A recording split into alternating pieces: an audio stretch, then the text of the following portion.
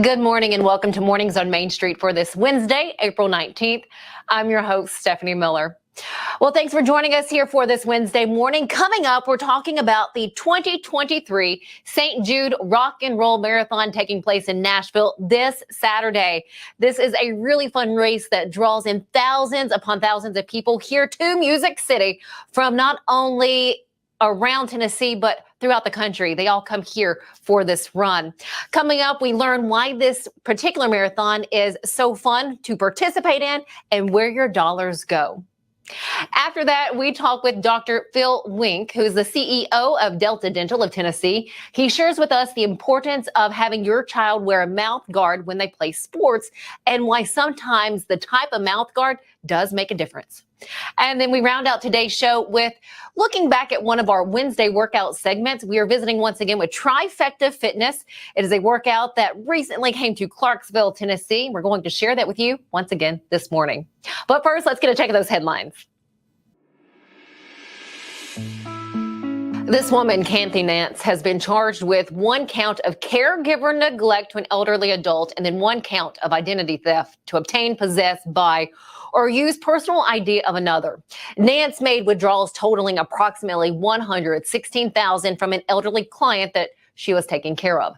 Investigators learned that Nance took her client to the bank for withdrawals despite the daughter's asking her not to do that. Well, on April 11th, Nance was arrested and booked into the Montgomery County Jail on a $25,000 bond. Read all the other details by visiting mainstreetclarksville.com. Well, the legislative cap on the size of metropolitan government councils and commissions will not take effect in Davidson County until the 2027 election. Tennessee Attorney General Jonathan Skrmetti made this announcement Monday. Why the court made the decision the way they did? Well, visit mainstreetnashville.com for the details. And then Mount Juliet City Commissioner of District 3 will present an ordinance to allow food trucks to operate on private property during the commission's next meeting. Now, currently, food trucks must be approved by Mount Juliet Parks and Rec Director Rocky Lee. According to the city planner, the city of Lebanon has allowed food trucks on private property in the city since 2018. Well, the next commission meeting date is Monday, April 24th. Learn much more by going to thechronicleofmountjuliet.com. Well, let's get a check of our weather today with those over at Tennessee Valley Weather. They have what's in store for us right now.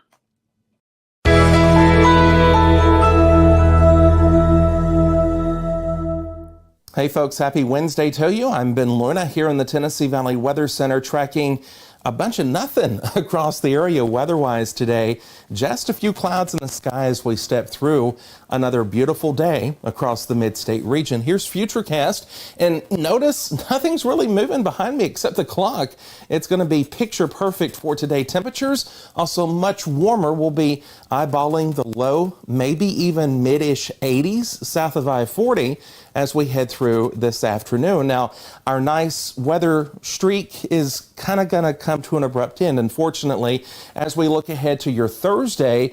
Well, that's where we'll see clouds really starting to increase for tomorrow. Friday, we'll pick up a chance for a few showers in the morning and then more thunderstorms Friday night and into Saturday. We'll be watching this period closely. Notice what happens. This is a cold front, and temperatures will slam on the brakes as we get into the weekend. We'll go from highs in the 80s today and tomorrow to the 60s Saturday. And then, yeah, you're seeing that right. We're in the upper 50s here to close the weekend on Sunday, and we'll start early next week in the upper 30s across the area on average. Some folks in outlying areas might get close to seeing frost here early Monday. That's a look at your forecast. Be blessed and be a blessing today. Thank you for stopping by Tennessee Valley Weather. Tennessee Valley Weather was brought to you by Fred's Flooring. The Main Street Awards voting in Rutherford County is happening now. Don't forget to go vote for Fred's Flooring. Go check out their products at 490 St. Andrews Drive, Suite 105 in Murfreesboro, or give them a call at 615-645-3565. We do love that sunshine. Well, we do have a big event happening in Music City this weekend. It is the 2023 St. Jude Rock and Roll Marathon. And to tell us about this year's event and why it's so special each and every time, we have the race director with us. We have Erika Larson. Erika, thank you so much for joining us. Thank you for having me. Excited to be here. Well, this race is fun. I have to say I've been able to do the 5K twice, and it just still amazes me the number of people that come out for this. Why is this so popular with all of us, not only here in Tennessee, because I've met people from states away. Yeah, absolutely. It's become one of our most popular events on the Rock and Roll Running Series circuit. Not only is it popular with the people who run, it's super popular in the community. Just seeing the people that come out along the course to support everybody, all the runners, just cheer them on. It's so special to see all that come together. You don't have to run to participate. We have a distance for everyone. So I think offering that in such an amazing city like Nashville, it's definitely a bucket list place. So that definitely entices people to come run with us here. You're so right. Not only the people that come out and support, but you also have the announcer who talks about the heroes that are in the crowd, how they recognize the heroes that are there before the race gets started. How many heroes do you guys typically have in each race? Do you know that number? So in Nashville specifically, I can speak to that. We have several hundred heroes, and they have raised just over $750,000 as of a few weeks ago for this race this year alone. So it's incredibly powerful. It makes this race so much more about just a race, right? It's bigger than us. It's bigger than you and I, and it makes it that much more special to see everyone go off on Saturday morning. 100%. And some of these individuals that are running this, they've lost that loved one to cancer. Do you have any stories or anyone that you've connected with personally as you've been preparing for this upcoming race? Yeah, I've connected with some pretty amazing people, whether they are just so dedicated and in love with St. Jude's mission, which obviously touches all of our hearts, or it's a parent who has lost a loved one, a child to childhood cancer, or it's a parent that has a child in recovery thanks to St. Jude. So seeing all of that and knowing that this race is helping that mission is incredibly special. Well, before we get to the race specifically, the dollars that do come in, did those dollars stay in Nashville or in Middle Tennessee? So for the St. Jude Heroes, that goes directly to St. Jude. And then the registration fees that participants pay help us bring all the cool things that you see out there. And obviously there's the economic impact that we get from everyone, the tourists that come and spend money in the restaurants and the hotels and things like that. So it kind of comes all full circle in many different ways. Well, we were talking before we got started, and you were saying you've been the race director now since 2020. Talk about coming through, COVID, and you had to do the rescheduling. What all have you learned as someone putting on such a large marathon? Yeah, wow, that's a big question with many layers. It was funny. I got this position late 2019, right before COVID hit, and I didn't know what it was like to race direct. So my first kind of experience planning races was in the middle of COVID, and it was kind of really cool, to have been in the industry for a few years prior to see all of our teams think outside the box and get super creative to make these plans to still host events in that environment. Even 2021, we were still kind of socially distancing, taking more precautions and things like that. So to see all of that come full circle and now be operating in, what feels and looks like a normal environment now, it actually was a really cool thing to do, that we know that we have the capabilities to think outside the box, make these plans and operate, in that time. You guys are freaking rock stars, let me tell you. So what you're going to see now, this is a picture that I took in the 2021 for the race there. So you can see everyone's wearing long shirts. It was cold that morning. And then here's that next picture from 2022, a lot warmer that morning. But again, you see the crowd there, and everyone is so happy and so excited to be there. I do have to say, what about the start of the race? I know last year it seemed like it was delayed a little bit, and then it was like it took a little bit longer. Have you been able to work out any kinks maybe that you found last year? Yeah, absolutely. We've been working around the clock to make sure that doesn't happen again. Obviously, safety is our number one priority, and that's ultimately why we pushed that back a couple of minutes to make sure that the course was secure. But we have really good plans in place, and we're super excited and confident for this upcoming Saturday. I feel like I remember me saying to some people that were around me, I was like, there's things that I know we don't know. We don't know what's going on behind the scenes. What about the race? Has anything changed as far as the course, whether it be for the 5K, the 10K, the half, or the full? Yeah, so the main change here is the marathon course. It still starts on, all the courses still start where they started last year. The main change for the marathon course is, you being a runner, you'll probably appreciate this. It's 1/3 less elevation. So that's 500 feet less climbing that you have to do in the marathon course. So where we see that change is we actually return to Metro Center, which we've done in several years past, but we haven't done it the past couple. So we go up to Metro Center, and the change here where it gets flatter is coming down back into town on the Cumberland River Greenway. And then we'll go to 2nd Avenue into the Sound Stadium that way. And that minimizes the footprint in Shelby Bottoms Park as well. So that's the main change. Everything else remains the same throughout the course for the most part. And then the finish line for all distances is new. It's still at Nissan Stadium. It's just on the opposite side of where we've historically been. We're going to finish on Victory Avenue, right outside Lot R. You're going to have the city backdrop right in front of you as you cross the finish line. Just a really awesome space. You're going to force me to come to a late registration Saturday morning. Yes, you should. Remember, you don't have to run. You can walk to participate. Oh, that's so hard, just one. But this is such a fun and beautiful race, and knowing what you're running for makes it so much more. So anything else, anything else that we need to know before we come out on Saturday and say if we are a late participant? What do we need to know there? Yeah, absolutely. So another change, a relatively big change this year, our expo location is now at the Nashville Municipal Auditorium and Musicians Hall of Fame. So we're in 2 venues, going to be a super cool experience. But those of you who are local, who have run, year over year, we've usually been at Music City Center, but we changed this year. We're excited to showcase these venues. So Thursday, we open at noon. So noon to 7 Thursday, 10 to 7 Friday before the race. That's when you can still come register. Even if you don't want to participate in the race itself, we still have volunteer opportunities available. All the information can be found on our website, runrockandroll.com/Nashville. Awesome. Erika Larson, race director for the 2023 St. Jude Rock and Roll Marathon, hitting Music City this Saturday. Thank you so much for your time. And just, I know everyone looks forward to seeing you out there, and we thank you for putting this on. Thank you for having me. I really appreciate it. Anytime. Have a good one.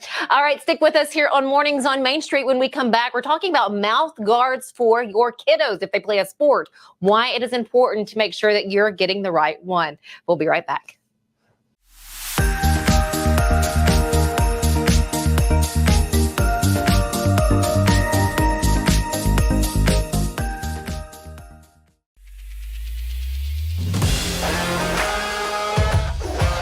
Hockey in Music City just hits different. It's one big honky-tonk party. It's the sea of gold in the crowd, the goals, the saves, the celebrations. It's an experience like no other. Experience Predators hockey all season long. Visit NashvillePredators.com/season tickets and join the Loyal Legion today. That's NashvillePredators.com/tickets, and we'll see you at Bridgestone Arena.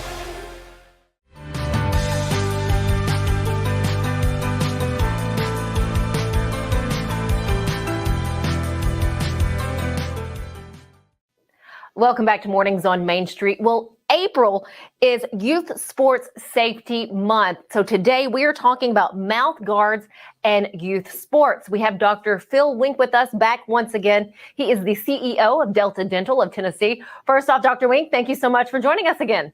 Good morning. How are you doing? I am fantastic today. What about yourself? I am really good. Thank you. Well, this is a good topic. You have a lot of kids that do play sports. They're in athletics out there. So why is a mouth safety guard? Why is that so important to us? Well, think about it like this. It takes you about 6 years to grow in your first set of teeth. Mm-hmm. It might take about 2 seconds to knock one of those teeth out. And those teeth that are in there, people say, well, they're just baby teeth. Understand that baby teeth are in there for 2 purposes. Most important purpose, obviously, for eating, but the other thing is to hold the space open till the next set comes in, what we call the permanent teeth. And the permanent teeth are going to be bigger than the original set. Now, a lot of young people who play sports are at transitional, so they've gotten in maybe their top 4 permanent teeth and their bottom 4 permanent teeth. Remember, we talked about, well, you get that baby tooth knocked out and they're 5 years old, no big deal. Yeah, maybe not, but you get that permanent tooth knocked out at 8 years old, now you got a problem. So therein lies the reason that you wear a mouthpiece.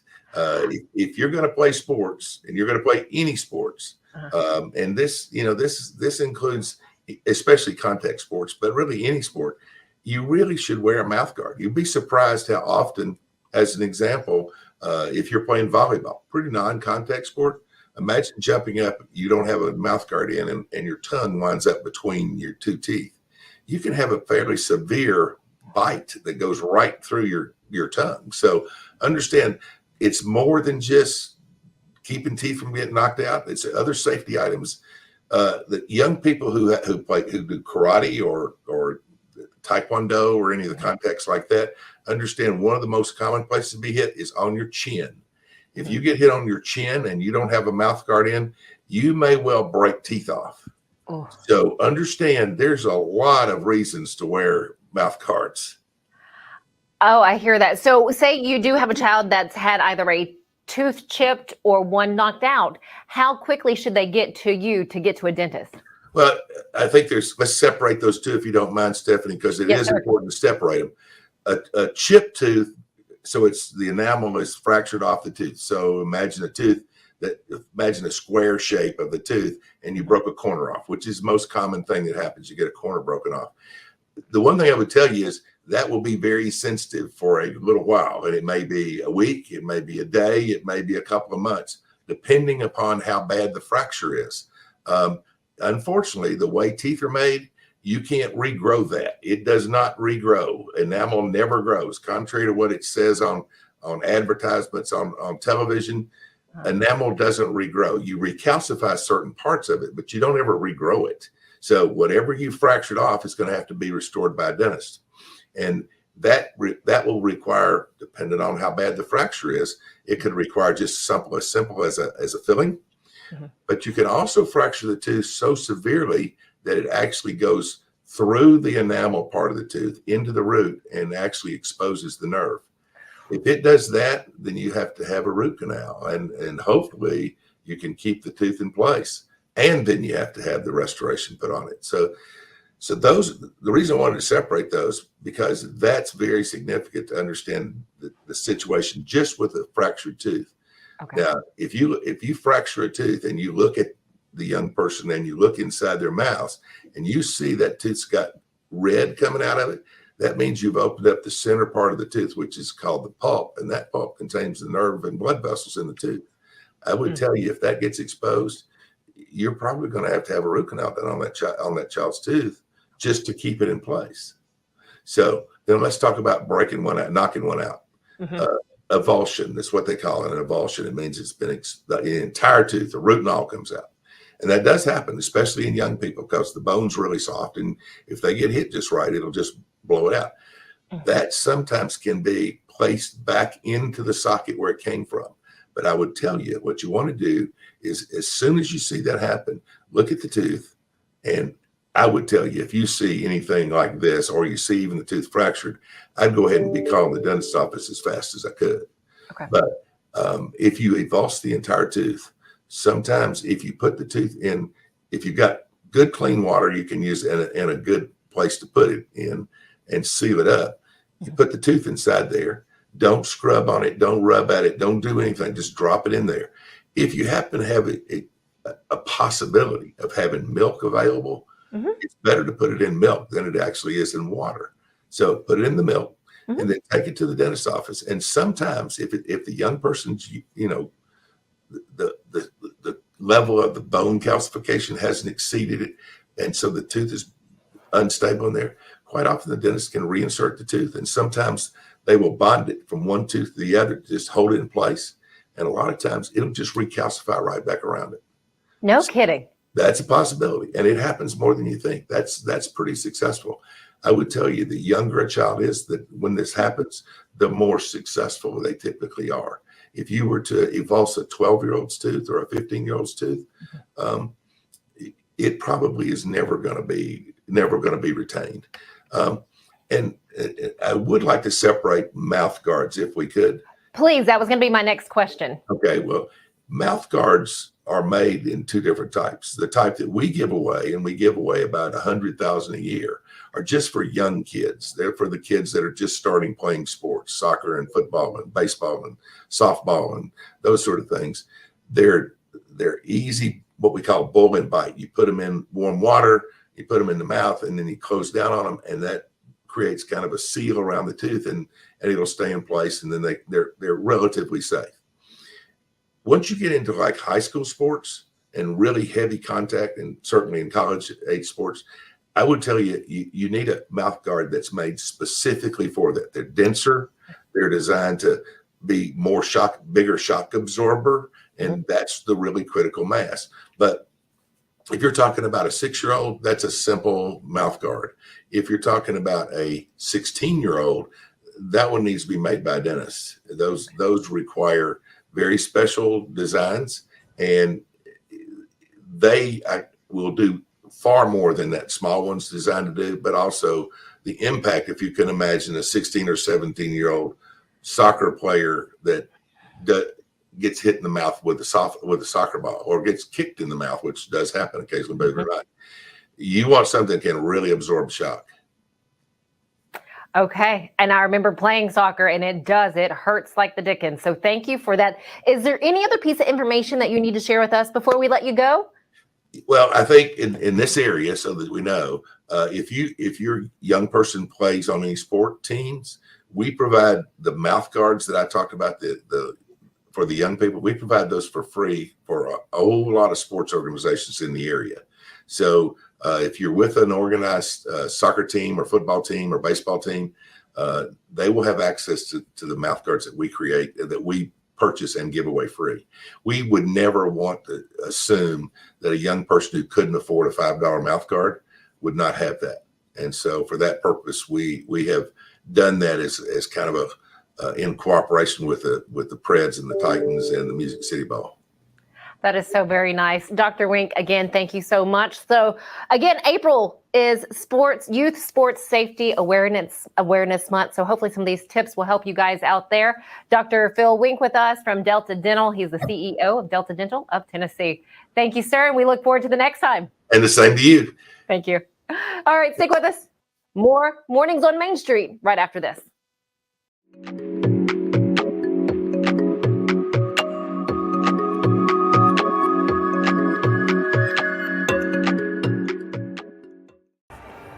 There is nothing better than drinking an ice-cold beverage while taking in a Nashville Sounds baseball game. Hi, I'm Stefanie Miller with Mornings on Main Street. The Nashville Sounds and Main Street Media Television have teamed up to promote Sunday Family Fun Day here at First Horizon Park, each Sunday home game. Just go to your favorite Main Street Media website and click on Sounds Main Street Media Day banner to register to win free tickets. And then we'll see you here at the ballpark. You can't see the sights without the sounds. From the crack of the bat to the roar of the crowd and everything in between, discover what Hit City has to offer. Spend your nights cheering on the Nashville Sounds at First Horizon Park with giveaways, fireworks shows, theme weekends, and more. Single game tickets are on sale now. Visit NashvilleSounds.com to claim your seat today.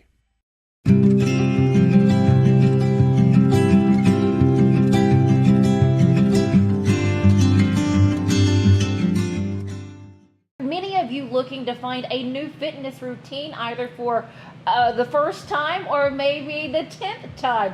I'm at Trifecta Fitness in Clarksville, Tennessee. I have Amanda Marshall with me. She's the owner of Trifecta. First off, Amanda, thank you so much for the class that's getting ready to happen. Absolutely. I'm so glad that you could come. Oh, same here. So Trifecta Fitness is a spin and strength conditioning workout. Can you explain or kind of dive a little deeper into that? For sure. So yeah, we're a spin and a strength training studio. So on one side of the studio, we have our strength training, which are 60-minute classes.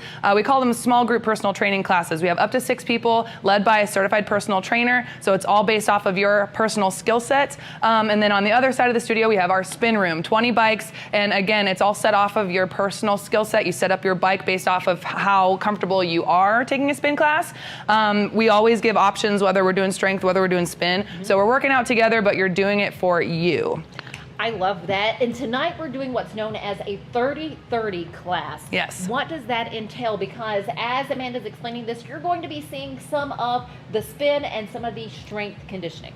So yes, it's called a 30-30 hybrid because we combine the spin and the strength portion within the confines of the spin room. So we do a 30-minute express ride on our spin bike, and then we get off, we have a quick intermission, grab some water, change our shoes, and then we set up a mat and grab our dumbbells, and then we participate in 30 minutes of light resistance training, body weight training, full body.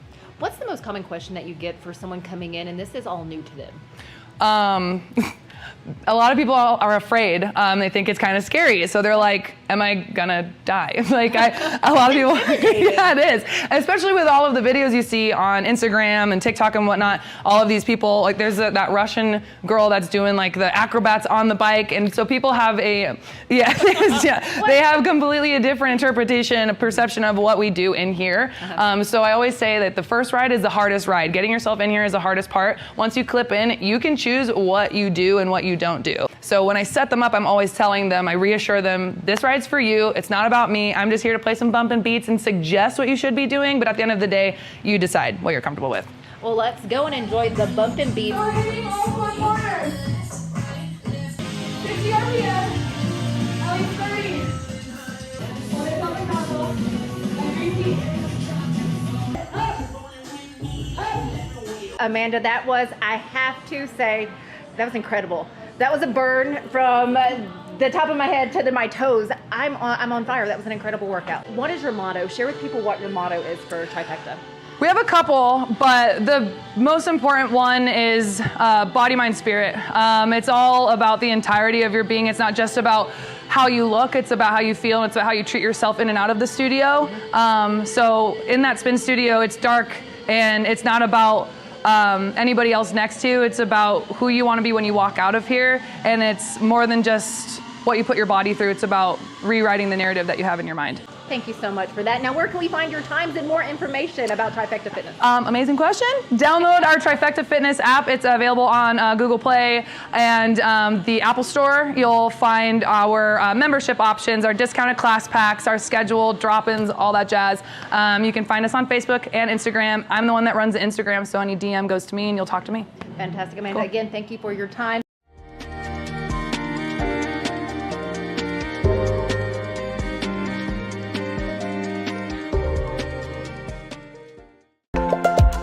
There's a lot to consider when it comes to choosing a Medicare plan. That's where Health Markets Insurance Agency can help. Independent licensed insurance agents who work with Health Markets can answer your questions about the different parts of Medicare, when you can enroll, benefits, costs, and more. Speak to a local licensed insurance agent today to get started on your Medicare journey.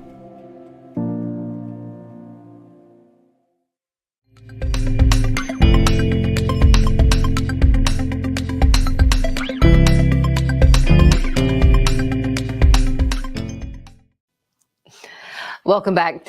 So we talked about and highlighted the 2023 St. Jude Rock and Roll Marathon happening Saturday morning. Don't forget, you can still register to participate in one of the races, whether it be the 5K, 10K, half or full. But you do have other events happening throughout Middle Tennessee. One is the 39th annual Main Street Festival happening in Franklin. Now, this is put on by the Hermitage Foundation of Williamson County. We're going to hear so much more about this festival tomorrow. So be sure to join us for Mornings on Main Street on Thursday. If you would like some more information on the events happening, check out Miss Cheap's article at mainstreetnashville.com. She highlights 3 events taking place, so you can get a lot of information right there as well.